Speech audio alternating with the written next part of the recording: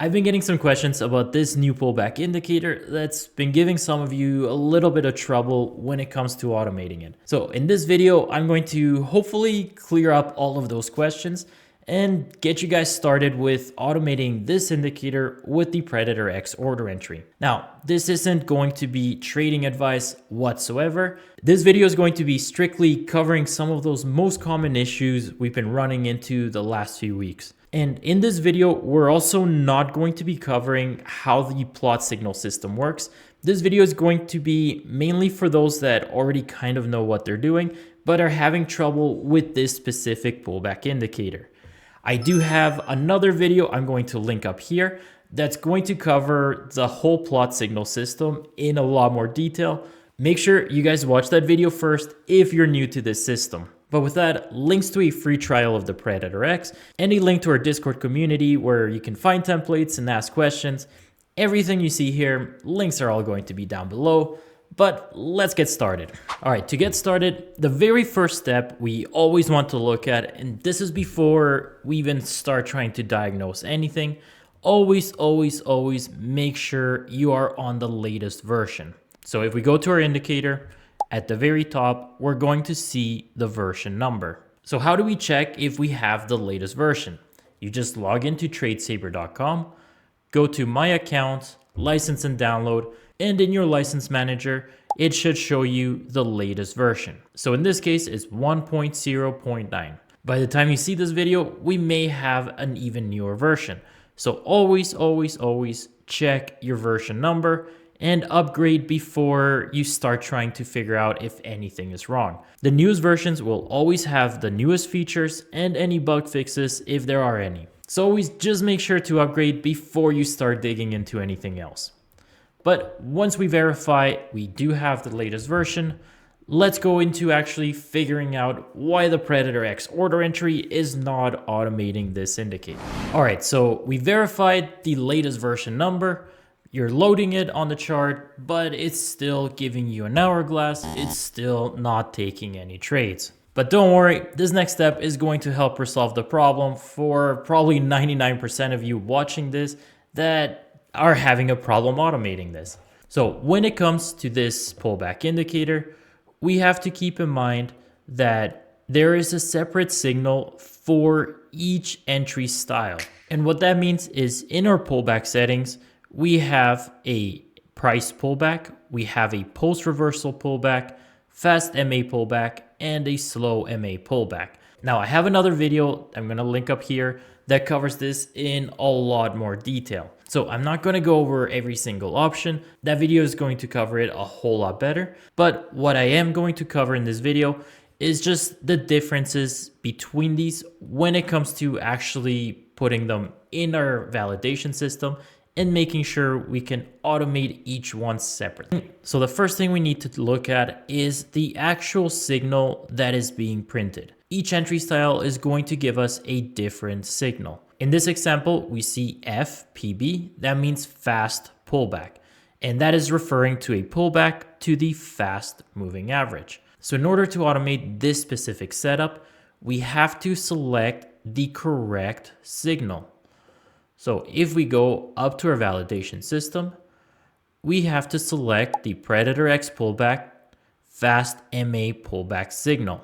That is the signal that is referring to this specific signal. And if you need extra verification, you can just right click on the chart, open up that data box. Here you're going to see a -1 for the fast MA pullback when we hover over that signal. So that's also going to tell you that we have to use this specific plot when we're looking at the FPB or fast pullback. So let's give that a try. All right, so here I just reloaded it and we're going to give it a try. Just make sure it's working now. So once we get that pullback to the MA, now we're just waiting for that signal. And now it's going to enter the trade with any order management we have selected. And again, that's just because we selected the correct signal. All right, so now let's go through another quick example. Let's go back into our indicator and we're going to change this from a fast MA pullback back to a regular price pullback. This again seems to be one of the main issues where we just need to select the correct plot. So if we try and run this one more time, you're going to see if we keep that same fast MA pullback. Let's just get a signal somewhere here.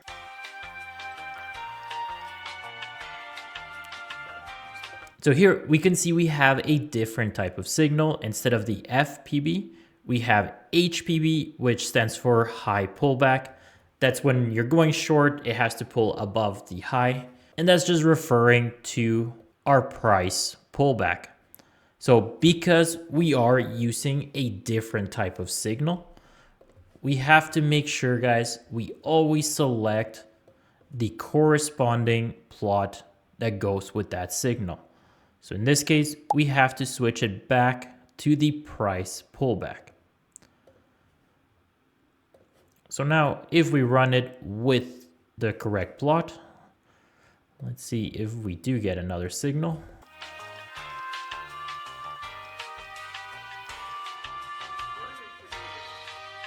So here we finally get a long signal. It's the LPB or low pullback. Again, that's referring to the price pullback. Then if we do have that correct plot selected, as soon as that signal comes up, the PredatorXOrderEntry is going to take that trade. So again, guys, just always double check the type of signal you're using and double check the plot that you have selected. If you have it on the wrong plot, it's not going to take the trade. It has to be the same plot that gives the signal. And each entry style is going to give you a different signal plot. Now, another thing that seems to be coming up quite a bit, and it seems to be giving a few of you some trouble, is the confirm bounce versus the on touch. Now, these options serve different purposes and they have to do with when that signal gets printed. So let me show a few examples. I'm just going to remove the MA filters just to make it a little bit easier to see for this example. I'm going to keep it as a price pullback, and I'm first going to do the confirm bounce option. That's what we've done in the previous examples in this video, but I just want to have a straight comparison of what to expect.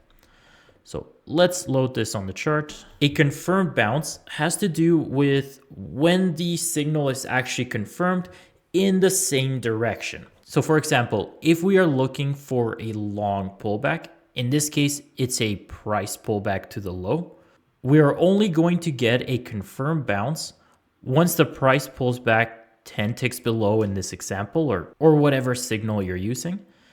And then that same bar closes in the same direction we're going. So if it closes up, and only when both of those conditions are met, are we going to get a confirmed bounce, and is it going to print that signal? So that's all it is. It just has to wait until the bar actually closes in the same direction as the signal that we're looking for.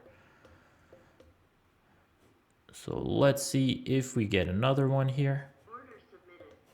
So here we can see that the price for a short signal, that's the high pullback, it went 10 ticks above the previous bar's high, but that same bar closed down because we are looking again for a short signal. And then we get a confirmed bounce or confirmed signal, and that gives us our entry. And this style of entry is best used if we are using, or better yet, if we are not using scan current bar. So if you're using confirm bounce, just make sure the scan current bar is turned off, or else this is going to make it miss the trade, because again, confirm bounce is only going to give you a signal once the bar actually closes. Scan current bar is only looking for a signal while the bar is forming, so they're not compatible. Again, confirm bounce, scan current bar off. But now let's go through an example with the on touch. Now, on touch is meant to be a little bit more aggressive. This is what we've been using in some of the previous templates I've been running. If you've been kind of following the last few pullback videos I've made, on touch is basically what we've been doing this whole time. Now, I may change that in future templates, but that's for another video. for now, I am going to run through an on-touch example. So let's just keep that as is. And again, we're going to enable it on the chart. Now, on touch is going to be a little bit different than the confirm bounce. The on touch is going to give us a signal the moment that pullback condition is true. So as we can see here from when we first loaded, it's going to give us a long signal as soon as it pulls 10 ticks below the low of the previous bar, or a short signal if it pulls 10 ticks above the high of the previous bar. And again, guys, this is going to give us a signal the moment the pullback is true without that bar closing in that same direction. It's just a way to enter the moment it pulls back. So I'm just going to play it here.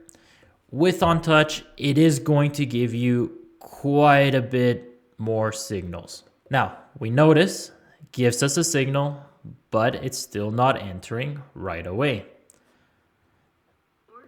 So here it waits until the bar closes. So this again brings me to the next point, or I guess very similar to the one we just talked about, where we're looking for that scan current bar. Because on touch is giving us a signal while the bar is still forming.